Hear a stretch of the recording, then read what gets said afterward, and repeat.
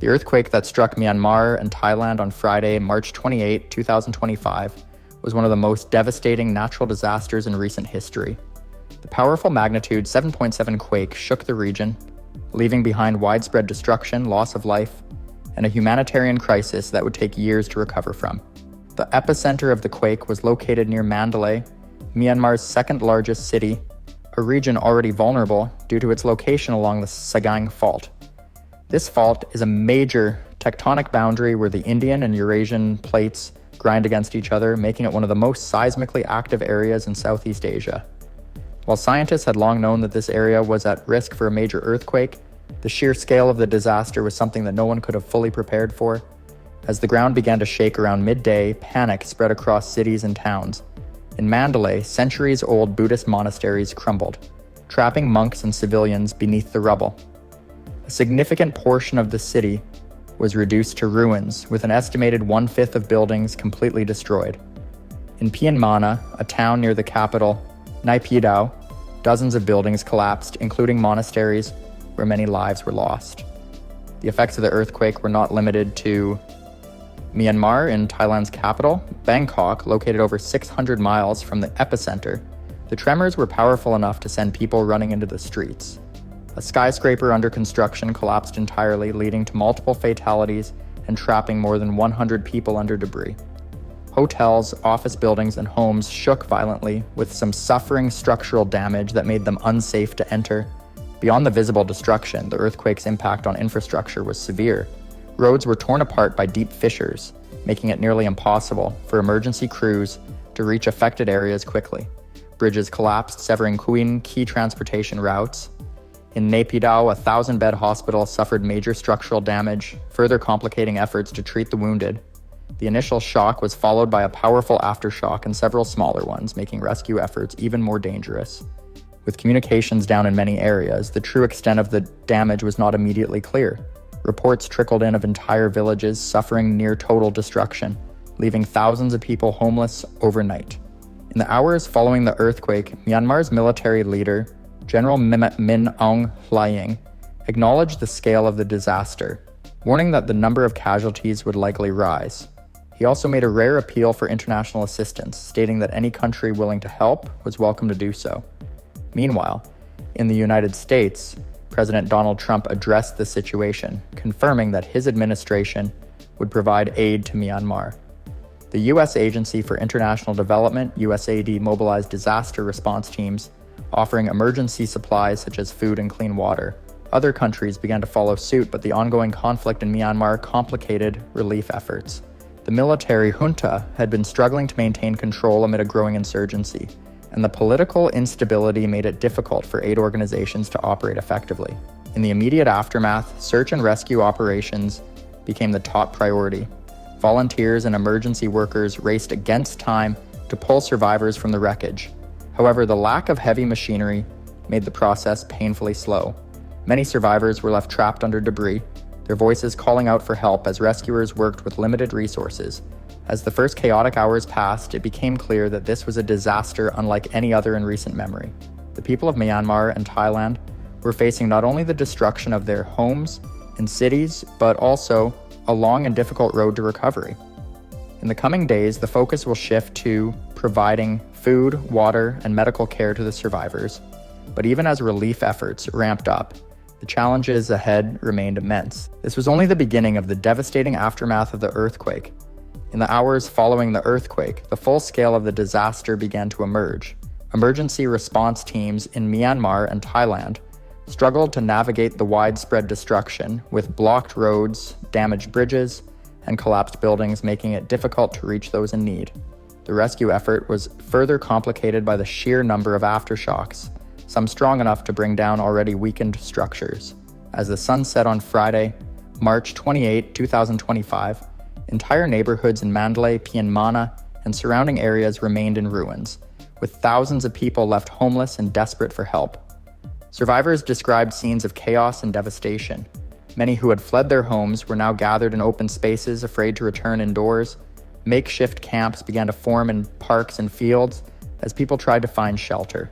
Hospitals in Mandalay and other affected cities were overwhelmed, struggling to care for the injured as medical supplies dwindled. In some areas, doctors and nurses were forced to treat patients outside, using whatever resources were available. The earthquake's impact on infrastructure was severe. Power outages left much of Mandalay in darkness, with only emergency generators providing limited electricity. Telecommunications were heavily disrupted, making it difficult for families to check on their loved ones. In Myanmar, where a significant number of buildings had collapsed, rescue workers faced a heartbreaking reality. Many trapped victims could still be heard beneath the rubble, but the lack of proper equipment slowed efforts to reach them. Volunteers and first responders used their bare hands and simple tools to dig through the debris, knowing that time was running out. In Thailand, the destruction was most severe in Bangkok, where the collapse of a high-rise building had already claimed multiple lives. Emergency crews worked tirelessly to search for survivors in the wreckage, while others assessed the damage to surrounding structures.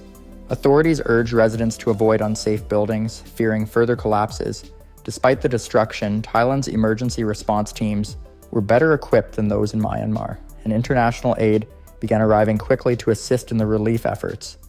As rescue operations continued, the political situation in Myanmar made the crisis even more difficult to manage.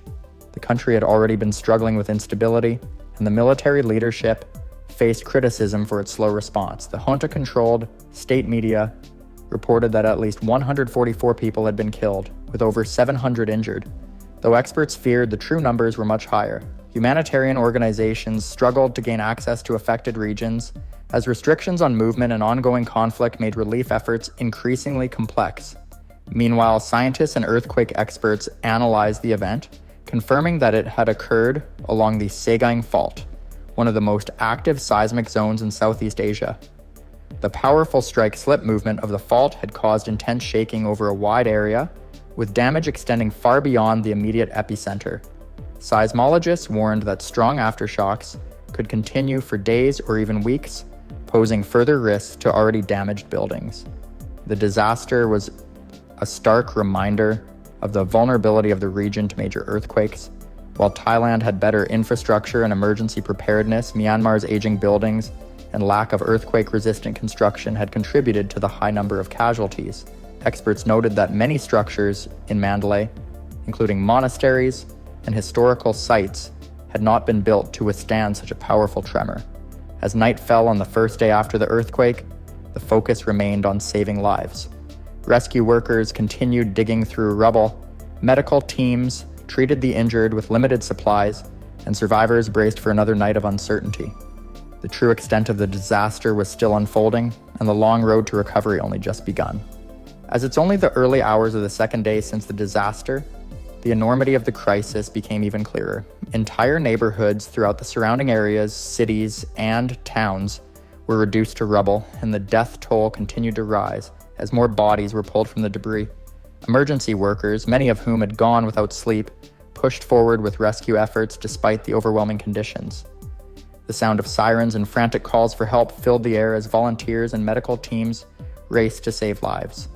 Survivors faced worsening conditions as they struggled to find food, clean water, and medical care. The lack of electricity meant that refrigeration was impossible, causing food supplies to spoil quickly. Many were left with only what they had managed to grab before fleeing their homes. Local markets had been destroyed and supply chains were disrupted, making it difficult to bring in fresh goods. Relief organizations tried to set up distribution points, but with damaged roads and limited access, aid was slow to reach those in need.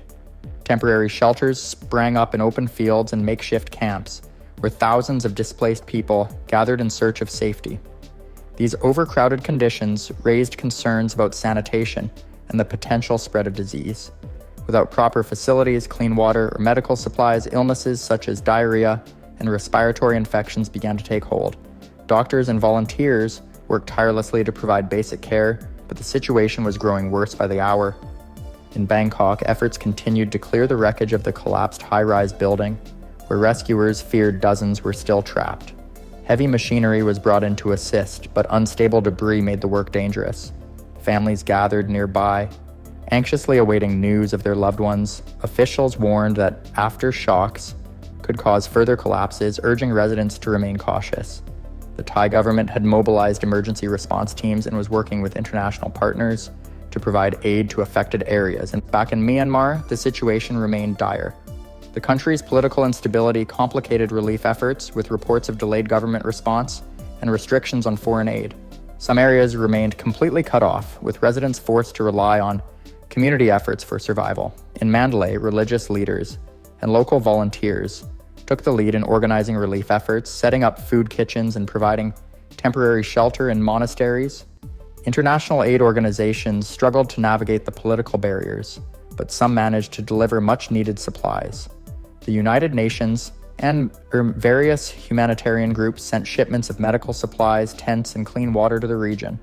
The United States Agency for International Development, despite earlier funding cuts, announced that it would be sending disaster response teams to assist. However, logistical challenges made distribution difficult, with damaged roads and collapsed bridges delaying shipments. Seismologists continued to analyze the earthquake, warning that aftershocks could persist for weeks. Many buildings still standing had suffered structural damage, making them unsafe for residents to return. Experts noted that the Sagang Fault had experienced major quakes in the past, but this event was one of the most destructive in recent history. They stressed the need for improved building standards in the region to prevent future disasters from causing similar devastation. Meanwhile, stories of survival and heroism emerged. In one case, a man trapped beneath a collapsed apartment building in Myanmar was rescued after hours of being trapped. He had survived by drinking rainwater that seeped through the wreckage and tapping on metal pipes to signal rescuers. In another, a group of monks helped evacuate dozens of people from a monastery, just minutes before it collapsed. These stories provided moments of hope amid the overwhelming tragedy. As night approached, thousands remained without shelter, and the need for aid grew even more urgent. The region faced a long and difficult recovery, with countless families left grieving and entire communities struggling to rebuild. The days ahead will bring new challenges, but for now, the focus remains on rescuing those still trapped and providing relief to the survivors who had lost everything. In the 9 hours since the powerful earthquake struck Myanmar and Thailand, the region has been thrown into chaos. Rescue operations are still in full force, with emergency teams working tirelessly to pull survivors from the rubble. As the hours pass, the urgency grows. Every minute counts in the search for those still trapped. The damage is extensive, with entire sections of cities reduced to ruins. Streets are filled with dust and debris, making it difficult for rescue vehicles to navigate through the wreckage. In Mandalay, where the destruction is among the worst, emergency workers are struggling to reach people buried beneath collapsed apartment buildings. The sound of heavy machinery fills the air as crews work to clear the debris, but for many, all they can do is wait. Survivors and volunteers have joined the rescue effort, using whatever tools they can find to dig through the wreckage. Some trapped individuals have managed to make contact with rescuers through phone calls or by shouting for help, but many remain silent, their fate unknown. Hospitals are overwhelmed, with doctors and nurses working beyond capacity to treat the injured. Many medical facilities sustained damage in the quake, forcing staff to set up makeshift treatment areas in parking lots and open spaces. Supplies are already running low, and with aftershocks continuing to shake the region, the fear of further collapses is keeping both patients and medical workers on edge. In some areas, the injured are being transported by motorcycles and bicycles due to roads being blocked by fallen buildings. In Bangkok, emergency crews continue to search through the ruins of the collapsed high-rise building. The structure, once a towering landmark under construction, is now a massive pile of twisted metal and broken concrete. Dozens of workers were inside when the quake hit, and authorities fear that many did not make it out in time. Relatives of those trapped are gathered nearby, waiting anxiously for any news.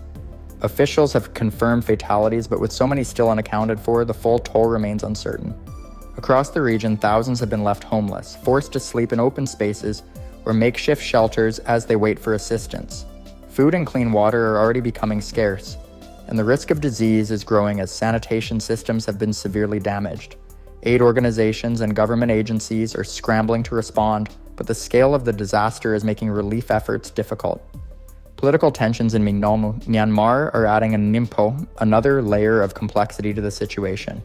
The military junta has issued statements calling for international aid, but our access to affected areas remains restricted. Some regions are still cut off entirely, with no clear picture of the damage or the number of casualties. The lack of communication and coordination is slowing down rescue and relief efforts, leaving many to fend for themselves. As night falls, power outages have left entire cities in darkness. The only sources of light come from fires burning in the rubble and the flashlights of rescue teams still searching for survivors. The coming hours will be critical. Rescuers know that the chances of survival decrease with every passing moment. With limited resources and an enormous task ahead, the people of Myanmar and Thailand are facing one of the most challenging nights in their history.